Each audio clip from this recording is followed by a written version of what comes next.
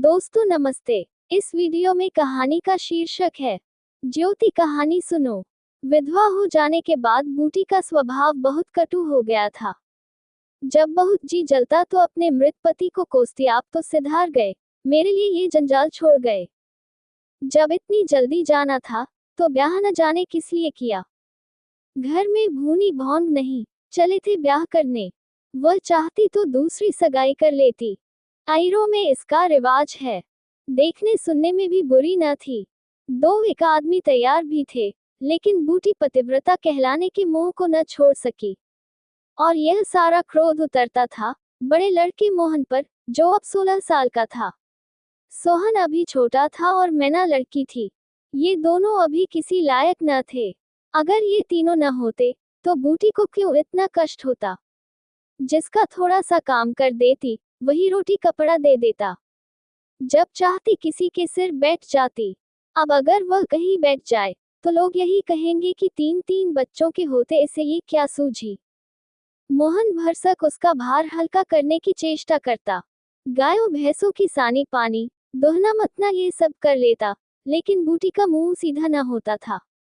वह रोज एक न एक खुचर निकालती रहती और मोहन ने भी उसकी घुड़कियों की परवाह करना छोड़ दिया था। पति उसके सिर गृहस्थी का ये भार पटक कर क्यों चला गया, उसे यही गिला था। बेचारी का सर्वनाश ही कर दिया। न खाने का सुख मिला, न पहनने ओढ़ने का, न और किसी बात का।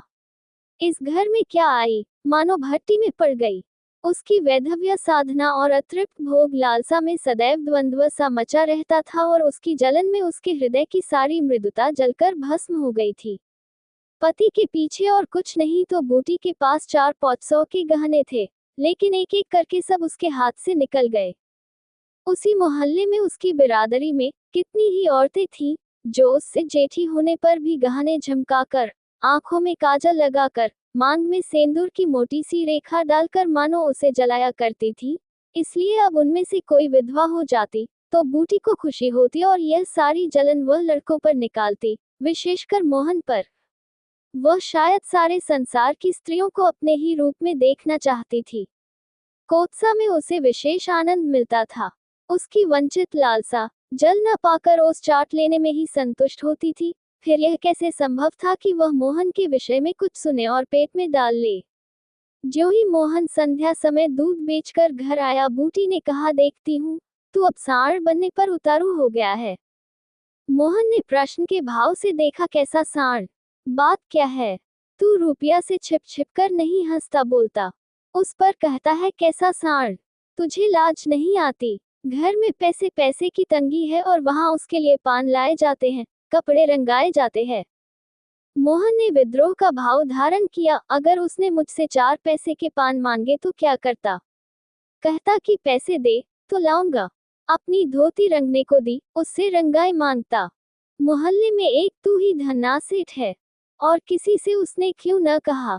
ये वह जाने, मैं क्या बताऊं। तुझे अब छैला बनने की सूझती है।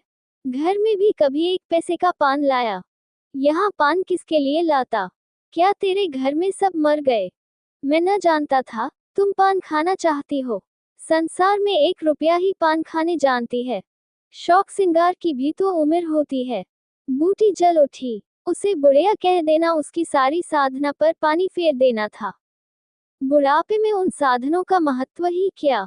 जिस त्याग कल्पना के बल पर वह स्त्रियों के सामने सिर उठाकर चलती थी, उस पर इतना कुठार आघात। इन्हीं लड़कों के पीछे उसने अपनी जवानी धूल में मिला दी।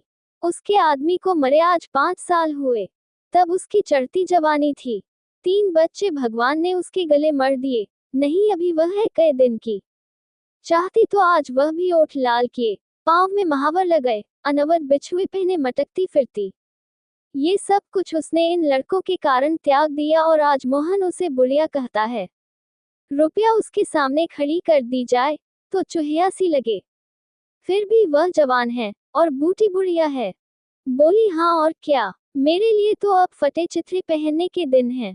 जब तेरा बाप मरा तो मैं रुपया से 2 ही 4 साल बड़ी थी। उस वक्त कोई घर लेती तो तुम लोगों का कहीं पता न लगता। गली गली भीख मांगते फिरते। लेकिन मैं कह देती हूँ, अगर तू फिर उससे बोला तो या तो तू ही घर में रहेगा या मैं ही रहूंगी। मोहन ने डरते डरते कहा, मैं उससे बात दे चुका हूँ अम्मा। कैसी बात? सगाई की? अगर रुपया मेरे घर में आई तो झाड़ू मारकर निकाल दूंगी। ये सब उसकी माँ की माया है। वह कुटनी मेरे लड़के को मुझसे छीने लेती है। रानर से इतना भी नहीं देखा जाता। चाहती है कि उसे सौत बनाकर छाती पर बैठा दे। मोहन ने व्यथित कंठ में कहा, अम्मा, ईश्वर के लिए चुप रहो। क्यों अपना पानी आप खो रही हो? मैंने तो समझा था 4 दिन में मैना अपने घर चली जाएगी, तुम अकेली पड़ जाओगी। इसलिए उसे लाने की बात सोच रहा था। अगर तुम्हें बुरा लगता है तो जाने दो। तू आज से यही आंगन में सोया कर और गायें भैंसें बाहर पड़ी रहेंगी। पड़ी रहने दे, कोई डाका नहीं पड़ा जाता। मुझ पर तुझे इतना संदेह है? हाँ, तो मैं यहाँ न सोऊंगा। तो निकल जा घर से। हाँ, तेरी यही इच्छा है तो निकल जाऊंगा। मैना ने भोजन पकाया। मोहन ने कहा, मुझे भूख नहीं है। बूटी उसे मनाने न आई। मोहन का युवक हृदय माता के इस कठोर शासन को किसी तरह स्वीकार नहीं कर सकता। उसका घर है, ले ले। अपने लिए वह कोई दूसरा ठिकाना ढूंढ निकालेगा। रुपया ने उसके रूखे जीवन में एक स्निग्धता भर ही दी थी। जब वह एक अव्यक्त कामना से चंचल हो रहा था, जीवन कुछ सूना सूना लगता था। रुपया ने नव वसंत की भांति आकर उसे पल्लवित कर दिया। मोहन को जीवन में एक मीठा स्वाद मिलने लगा। कोई काम करना होता, पर ध्यान रुपया की ओर लगा रहता। सोचता, उसे क्या दे दे कि वह प्रसन्न हो जाए। अब वह कौन मुंह लेकर उसके पास जाए? क्या उससे कहे कि अम्मा ने मुझे तुझसे मिलने को मना किया है? अभी कल ही तो बरगद के नीचे दोनों में कैसी कैसी बातें हुई थी। मोहन ने कहा था, रूपा तुम इतनी सुंदर हो, तुम्हारे 100 गाहक निकल आएंगे। मेरे घर में तुम्हारे लिए क्या रखा है? इस पर रुपया ने जो जवाब दिया था, वह तो संगीत की तरह अब भी उसके प्राण में बसा हुआ था। मैं तो तुमको चाहती हूँ मोहन, अकेले तुमको। पढ़ने के चौधरी हो जाओ, तब भी मोहन हो, मजूरी करो, तब भी मोहन हो। उसी रुपया से आज वह जाकर कहे, मुझे अब तुमसे कोई सरोकार नहीं है। नहीं, यह नहीं हो सकता। उसे घर की परवाह नहीं है। वह रुपनिया के साथ माँ से अलग रहेगा। इस जगह न सही, किसी दूसरे मोहल्ले में सही। इस वक्त भी रुपया उसकी राह देख रही होगी। कैसे अच्छे बीड़े लगाती है। कहीं अम्मा सुन पावे कि वह रात को रुपया के द्वार पर गया था, तो प्राण ही दे दे। दे दे प्राण। अपने भाग तो नहीं बखानती कि ऐसी देवी बहू मिली जाती है। न जाने क्यों रुपया से इतना चिढ़ती है। वह जरा पान खा लेती है, जरा साड़ी रंग कर पहनती है। बस यही तो। चूड़ियों की झनकार सुनाई दी। रुपनिया आ रही है। हाँ, वही है। रुपया उसके सिरहाने आकर बोली, सो गए क्या मोहन? घड़ी भर से तुम्हारी राह देख रही हूँ, आए क्यों नहीं? मोहन नींद का मक्कर किए पड़ा रहा। रुपया ने उसका सिर हिलाकर फिर कहा, क्या सो गए मोहन? उन कोमल उंगलियों के स्पर्श में क्या सिद्धि थी, कौन जाने। मोहन की सारी आत्मा उन्मत्त हो उठी। उसके प्राण मानो बाहर निकलकर रुपया के चरणों में समर्पित हो जाने के लिए उछल पड़े। देवी वरदान के लिए सामने खड़ी है। सारा विश्व जैसे नाच रहा है। उसे मालूम हुआ जैसे उसका शरीर लुप्त हो गया है। केवल वह एक मधुर स्वर की भांति विश्व की गोद में चिपटा हुआ उसके साथ नृत्य कर रहा है। रुपया ने कहा, अभी से सो गए क्या जी? मोहन बोला, हाँ, जरा नींद आ गई थी रूपा। तुम इस वक्त क्या करने आई? कहीं अम्मा देख ले तो मुझे मार ही डालें। तुम आज आए क्यों नहीं? आज अम्मा से लड़ाई हो गई। क्या कहती थी? कहती थी, रुपया से बोलेगा तो मैं प्राण दे दूंगी। तुमने पूछा नहीं, रुपया से क्यों चिढ़ती हो? अब उनकी बात क्या कहूँ रूपा। वह किसी का खाना पहनना नहीं देख सकती। अब मुझे तुमसे दूर रहना पड़ेगा। मेरा जी तो न मानेगा। ऐसी बात करोगी तो मैं तुम्हें लेकर भाग जाऊंगा। तुम मेरे पास एक बार रोज आया करो, बस, और मैं कुछ नहीं चाहती। और अम्मा जो बिगड़ेंगी तो मैं समझ गई, तुम मुझे प्यार नहीं करते। मेरा बस होता तो तुमको अपने प्राण में रख लेता। इसी समय घर के किवाड़ खटके। रुपया भाग गई। मोहन दूसरे दिन सोकर उठा तो उसके हृदय में आनंद का सागर सा भरा हुआ था। वह सोहन को बराबर डांटता रहता था। सोहन आलसी था, घर के काम धंधे में जीना लगाता था। मोहन को देखते ही वह साबुन छिपाकर भाग जाने का अवसर खोजने लगा। मोहन ने मुस्कुराकर कहा, धोती बहुत मैली हो गई है सोहन, धोबी को क्यों नहीं देते। सोहन को इन शब्दों में स्नेह की गंध आई। धोबिन पैसे मांगती है तो पैसे अम्मा से क्यों नहीं मांग लेते। अम्मा कौन पैसे दिए देती है, तो मुझसे ले लो। ये कहकर उसने एक इकन्नी उसकी ओर फेंक दी। सोहन प्रसन्न हो गया। भाई और माता दोनों ही उसे धिक्कारते रहते थे। बहुत दिनों बाद आज उसे स्नेह की मधुरता का स्वाद मिला। इकन्नी उठा ली और धोती को वहीं छोड़कर गाय को खोलकर ले चला। मोहन ने कहा, रहने दो, मैं इसे ले जाता हूँ। सोहन ने पगहिया मोहन को देकर फिर पूछा, तुम्हारे लिए चिलम रख लाऊं। जीवन में आज पहली बार सोहन ने भाई के प्रति ऐसा सद्भाव प्रकट किया था। इसमें क्या रहस्य है, यह मोहन की समझ में नहीं आया। बोला, आग हो तो रखाओ। मैना सिर के बाल खेले आंगन में बैठी घरौंदा बना रही थी। मोहन को देखते ही उसने घरौंदा बिगाड़ दिया और अंचल से बाल छिपाकर रसोई घर में बर्तन उठाने चली। मोहन ने पूछा, क्या खेल रही थी मैना। मैना डरी हुई बोली, कुछ नहीं तो। तू तो बहुत अच्छे घरौंदे बनाती है, जरा बना देखूं। मैना का रोआ सा चेहरा खिल उठा। प्रेम के शब्द में कितना जादू है। मुंह से निकलते ही जैसे सुगंध फैल गई। जिसने सुना उसका हृदय खिल उठा। जहां भय था वहां विश्वास चमक उठा। जहां कटुता थी वहां अपनापन छलक पड़ा। चारों ओर चेतनता दौड़ गई। कहीं आलस्य नहीं, कहीं खिन्नता नहीं। मोहन का हृदय आज प्रेम से भरा हुआ है। उसमें सुगंध का विकर्षण हो रहा है। मैना घरौंदा बनाने बैठ गई। मोहन ने उसके उलझे हुए बालों को सुलझाते हुए कहा, तेरी गुड़िया का ब्याह कब होगा मैना, नेवता देख कुछ मिठाई खाने को मिले। मैना का मन आकाश में उड़ने लगा। जब भैया पानी मांगे तो वह लोटे को राख से खूब चमाचम करके पानी ले जाएगी।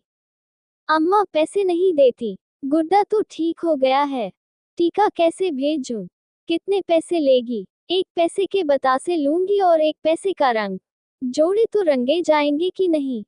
तो 2 पैसे में तेरा काम चल जाएगा। हाँ, 2 पैसे दे दो भैया, तो मेरी गुड़िया का ब्याह धूमधाम से हो जाए।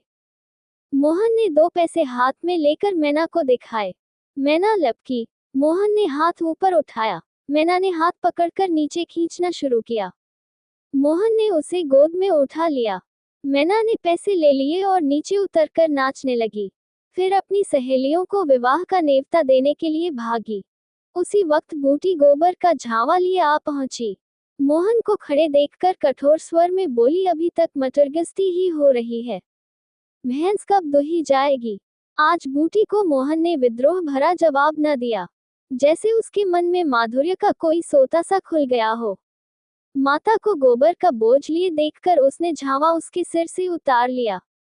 बूटी ने कहा, रहने दे, जाकर भैंस दो, मैं तो गोबर लिए जाती हूँ। तुम इतना भारी बोझ क्यों उठा लेती हो, मुझे क्यों नहीं बुलवा लेती। माता का हृदय वात्सल्य से गदगद हो उठा। तू जा अपना काम देख, हम मेरे पीछे क्यों पड़ता है। गोबर निकालने का काम मेरा है, और दूध कौन दोहेगा, वह भी मैं करूंगा। तू इतना बड़ा जोधा है कि सारे काम कर लेगा। जितना कहता हूँ उतना कर लूंगा। तो मैं क्या करूंगी, तुम लड़कों से काम लो, जो तुम्हारा धर्म है। मेरी सुनता है कोई। मोहन बाजार से दूध पहुंचाकर लौटा तो पान, कत्था, सुपारी, एक छोटा सा पानदान और थोड़ी सी मिठाई लाया। बूटी बिगड़कर बोली, आज पैसे कहीं फालतू मिल गए थे क्या। इस तरह उड़ावेगा तो कई दिन निबाह होगा। मैंने तो 1 पैसा भी नहीं उड़ाया अम्मा। पहले मैं समझता था तुम पान खाती ही नहीं, तो अब मैं पान खाऊंगी। हाँ, और क्या, जिसके 2 जवान बेटे हों, क्या वह इतना शौक भी न करे। बूटी के सूखे कठोर हृदय में कहीं से कुछ हरियाली निकल आई। एक नन्ही सी कोमपल थी, उसके अंदर कितना रस था। उसने मैना और सोहन को एक एक मिठाई दे दी और एक मोहन को देने लगी। मिठाई तो लड़कों के लिए लाया था अम्मा, और तू तो बूढ़ा हो गया। क्यों, इन लड़कों के सामने तो बूढ़ा ही हूँ, लेकिन मेरे सामने तो लड़का ही है। मोहन ने मिठाई ले ली। मैना ने मिठाई पाते ही गप से मुंह में डाल ली थी। वह केवल मिठाई का स्वाद जीभ पर छोड़कर कब की गायब हो चुकी थी। मोहन को ललचाए आंखों से देखने लगी। मोहन ने आधा लड्डू तोड़कर मैना को दे दिया। एक मिठाई दोने में बची थी। बूटी ने उसे मोहन की तरफ बढ़ाकर कहा, लाया भी तो इतनी सी मिठाई, ये ले ले। मोहन ने आधी मिठाई मुंह में डालकर कहा, वह तुम्हारा हिस्सा है अम्मा। तुम्हें खाते देखकर मुझे जो आनंद मिलता है उसमें मिठास से ज्यादा स्वाद है। उसने आधी मिठाई सोहन और आधी मोहन को दे दी, फिर पानदान खोलकर देखने लगी। आज जीवन में पहली बार उसे यह सौभाग्य प्राप्त हुआ। धन्य भाग की पति के राज में जिस विभूति के लिए तरसती रही, वह लड़के के राज में मिली। पानदान में कई कुल्हियां हैं और देखो, दो छोटी छोटी चिमचियां भी हैं। ऊपर कड़ा लगा हुआ है, जहां चाहो लटका कर ले जाओ। ऊपर की तश्तरी में पान रखे जाएंगे। ज्यों ही मोहन बाहर चला गया, उसने पानदान को मांज धोकर उसमें चूना कत्था भरा, सुपारी काटी, पान को भिगोकर तश्तरी में रखा। तब एक बीड़ा लगाकर खाया। उस बीड़े के रस ने जैसे उसके वैधव्य की कटुता को स्निग्ध कर दिया। मन की प्रसन्नता व्यवहार में उदारता बन जाती है। अब वह घर में नहीं बैठ सकती। उसका मन इतना गहरा नहीं कि इतनी बड़ी विभूति उसमें जाकर गुम हो जाए। एक पुराना आईना पड़ा हुआ था। उसने उसमें मुंह देखा। ओठों पर लाली है। मुंह लाल करने के लिए उसने थोड़े ही पान खाया है। धनिया ने आकर कहा, काकी तनिक रस्सी दे दो, मेरी रस्सी टूट गई है। कल बूटी ने साफ कह दिया होता, मेरी रस्सी गांव भर के लिए नहीं है। रस्सी टूट गई है तो बनवा लो। आज उसने धनिया को रस्सी निकालकर प्रसन्न मुख से दे दी और सद्भाव से पूछा, लड़के के दस्त बंद हुए कि नहीं धनिया? धनिया ने उदास मन से कहा, नहीं काकी, आज तो दिन भर दस्त आए, जाने दांत आ रहे हैं। पानी भर ले तो चल जरा देखूं, दांत ही है कि कुछ और फसाद है। किसी की नजर वजर तो नहीं लगी? अब क्या जाने काकी, कौन जाने किसी की आंख फूटी हो। चोंचाल लड़कों को नजर का बड़ा डर रहता है। जिसने पूछकार कर बुलाया, झट उसकी गोद में चला जाता है। ऐसा हंसता है कि तुमसे क्या कहूं। कभी कभी माँ की नजर भी लग जाया करती है। एनौज काकी, भला कोई अपने लड़के को नजर लगाएगा? यही तो तू समझती नहीं, नजर आप ही लग जाती है। धनिया पानी लेकर आई तो बूटी उसके साथ बच्चे को देखने चली। तू अकेली है, आजकल घर के काम धंधे में बड़ा अंस होता होगा। नहीं काकी, रुपया आ जाती है, घर का कुछ काम कर देती है, नहीं अकेले तो मेरी मरण हो जाती। बूटी को आश्चर्य हुआ। रुपया को उसने केवल तितली समझ रखा था। रुपया? हाँ काकी, बेचारी बड़ी सीधी है, झाड़ू लगा देती है, चौका बर्तन कर देती है, लड़के को संभालती है। गाढ़े समय कौन किसी की बात पूछता है काकी? उसे तो अपने मिस्सी काजल से छुट्टी न मिलती होगी। ये तो अपनी अपनी रुचि है काकी। मुझे तो इस मिस्सी काजल वाली ने जितना सहारा दिया, उतना किसी भक्तिन ने न दिया। बेचारी रात भर जागती रही, मैंने कुछ दे तो नहीं दिया। हाँ, जब तक जीऊंगी उसका जस गाऊंगी। तू उसके गुण अभी नहीं जानती धनिया। पान के लिए पैसे कहाँ से आते हैं, किनारदार साड़ियाँ कहाँ से आती हैं, मैं इन बातों में नहीं पड़ती काकी। फिर शौक सिंगार करने को किसका जी नहीं चाहता।